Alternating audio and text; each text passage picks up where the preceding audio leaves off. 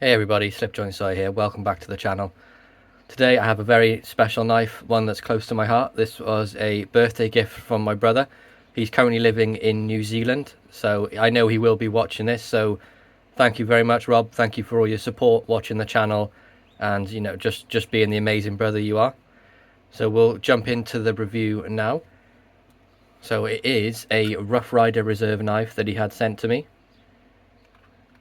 And this is the RRR Easy Open Swayback in the blue micarta. So all your Rough Ryder reserve knives will come in this box to start with. Nice clean presentation from them.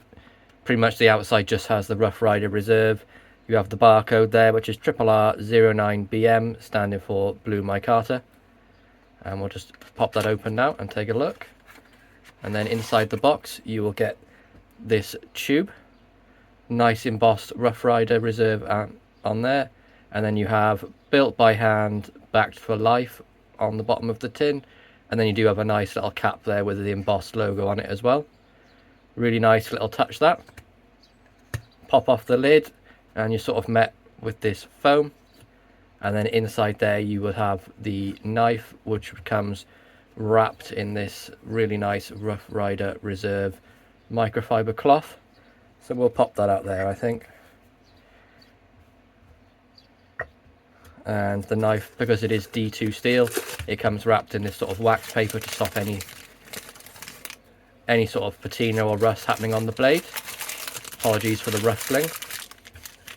And then you just have that silica desiccant and a bit of foam in the bottom there as well. So I'll just pop that back in there. So it's a really nice presentation from them. You can see they've gone the extra mile with their top range reserve line. I'll pop that up there out of the way, and let's take a look at the knife. So here it is, the Rough Ryder Easy Open Swayback in that blue micarta. Got the Easy Open notch there, and right off the bat you can see you've got the double lined stainless steel bolsters. You have nickel silver shield and pins, and a nickel silver, was that a brass? No, it's a brass lanyard tube there at the bottom. And you have this really nice smooth blue micarta on there. I believe it is denim micarta by the look of it. Transition's perfect. Everything's flush. Nothing, you can't feel anything at all. Nothing over the bomb shield, nothing over the pins or the lanyard tube. Absolutely perfect. Look at the springs on the back, and as you'd expect from the reserve line, these are built to a much higher standard and quality than the original Rough Ryder line. I'm gonna have to move that, it's trying to focus on that. You can see there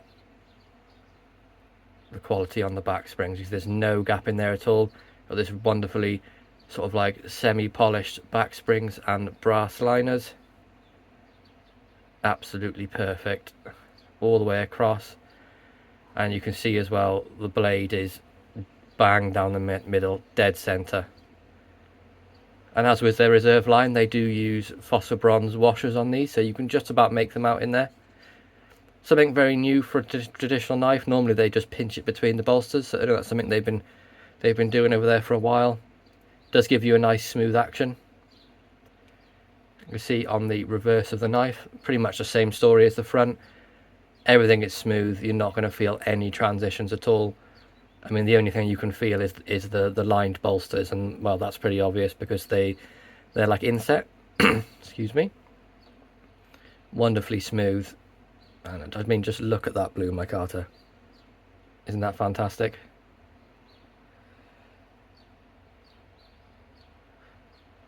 So we'll have a quick look at the blade in 1 second. One of the only things I would say about the reserve line is it's not sharp, but the corners on here could have done with a little bit of a round over, but that's not something I can do myself. That doesn't bother me at all. Everything else is rounded off as you'd expect. There's no other sharp corners. When you rub it, like feel it in your hands, there's nothing that you're going to catch on. And you do have a nail nick to open the blade, so you can open it this way. And that does give you a nice strong pull to open it with that nail nick, because it's quite close to the pivot. I mean, but look at that Wharncliffe blade. And you've got the Swayback handle, you can see it's upswept. Got the RRR bolster there with the Rough Ryder script underneath it. You can see you've got that really nice matte strike nail nick, and then the swedging along the top of the Wharncliffe blade there. I mean, just look at the grind on this, it's absolutely immaculate. It's uniform all the way down to the nice sharpening choil, and in the back of the knife you have the model number, which is RRR009BM for blue micarta, and you've got D2 steel, and it's made in China. Again, with the grind perfect all the way along. They did a really good job on this one. Swedging on the back of the blade as well, with that nice pointed Wharncliffe. Nice walk and torque on this one as well.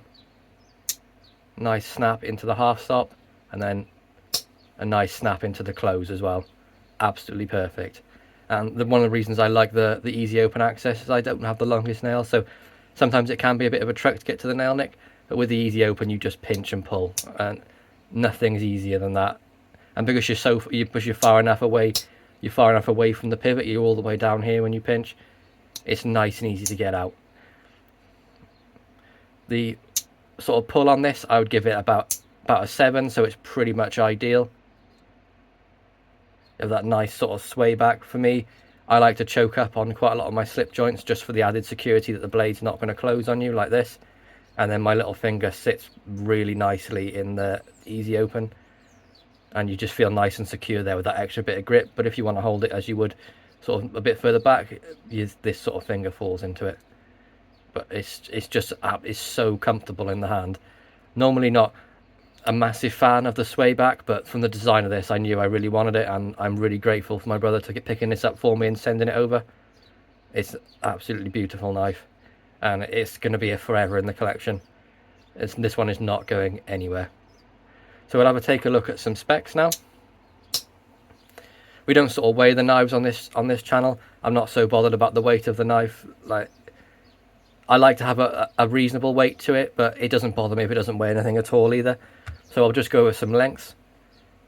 So if I line this up with the 7 here, you've got a 1, 2, 3, 3 3/4 length handle, and that comes with a full blade length of 1, 2, 3, just over 3, and then a nice UK legal cutting edge of 1, 2, 2 3/4. Absolutely wonderful little knife. This is going to be a hard one to get out of my carry. Definitely one I'm going to be carrying today. So once again, just want to give a big thank you to my brother Rob over in New Zealand currently. He's been out in Australia and New Zealand since 2016, so I know he's enjoying himself out there. He sends me all these videos and pictures of himself, and it's absolutely beautiful out there. So once again, thank you for sending this over, Rob. I hope you're enjoying your time over there, because we're all missing you here. I'm not going to lie, we miss you loads. Anyway, that's going to do it for my review. I hope you all enjoyed this video. Please be sure to like, subscribe, and ring that bell for notifications. And I'll catch you in the next one. Peace out.